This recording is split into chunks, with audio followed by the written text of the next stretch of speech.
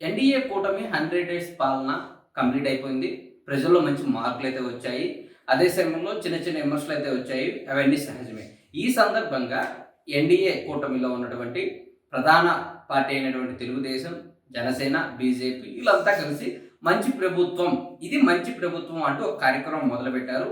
దానికి సంబంధించిన అడ్వర్టైజ్మెంట్లు కావచ్చు, ప్రమోషన్స్ కావచ్చు గట్టిగానే ఇచ్చారు.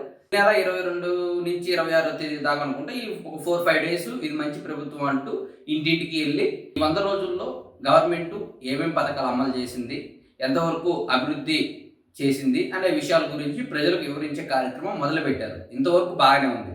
కానీ ఇక్కడే ఇది మంచి ప్రభుత్వం అనే స్టిక్కర్లు రెడీ చేసి ఇళ్ళకి అంటించే ప్రాసెస్ అయితే మొదలుపెట్టారు. ఇది ప్రధానంగా ఎందుకు చెప్పుకుంటున్నామంటే గతంలో జగన్మోహన్ రెడ్డి కూడా ఎన్నికలకు ముందు ఒక ఏడాది ముందు నుంచి నువ్వే మా నమ్మకం జగనన్న అంటూ కొన్ని స్టిక్కర్లు క్రియేట్ చేపించి వాటిని ప్రతి ఇంటికి వాలంటీర్లతో అంటించే ప్రయత్నం చేశారు.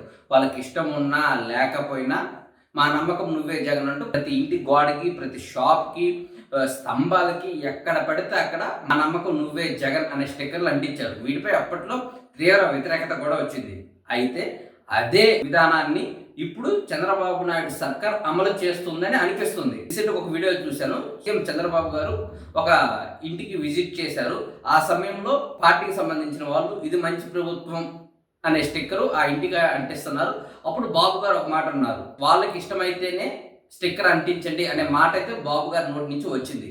అంతవరకు బాగానే ఉంది. కానీ రాష్ట్రంలోని ప్రతి ఇంటికి వెళ్ళి ముందు ఈ స్టిక్కర్లు అంటిస్తాం, ఇది మంచి ప్రభుత్వం అని చెప్పి మీకు ఇష్టమని అడిగి అంటిస్తారా? అందులో కూడా జగన్మోహన్ రెడ్డి సర్కార్ కూడా ఇదే మాట చెప్పింది. ఇంటికి వెళ్ళి మన పథకాల గురించి, మన ప్రభుత్వం పనితీరు గురించి వాళ్ళకి వివరించి వాళ్ళకి నచ్చితే ఇంటికి స్టిక్కర్లు అంటించిందని చెప్పారు. కానీ వాలంటీర్లు బలవంతంగా నచ్చకపోయినా స్టిక్కర్లు కంప్లీట్ చేయాలనే ఉద్దేశంతో ప్రతి ఇంటికి అంటించారు. మరి అలాంటి పనే ఇప్పుడు టీడీపీ సర్కార్ చేయదని నమ్మకం ఉందా? టీడీపీ సర్కార్ చేయకపోవచ్చు, కానీ లోకల్లో ఉండే నాయకులు కావచ్చు కొంతమంది హత్య ఉత్సాహంతో ఈ కార్యక్రమాన్ని తప్పుగా తీసుకెళ్లే అవకాశాలు అయితే ఉన్నాయి. ఎందుకంటే ఇది మంచి ప్రభుత్వాన్ని స్టిక్కర్లు అంటించాలనే ఉద్దేశంతో అంటిస్తారు. అయినా ఈ స్టిక్కర్లు సంస్కృతి ఏంటైతే అర్థం కావట్లేదు.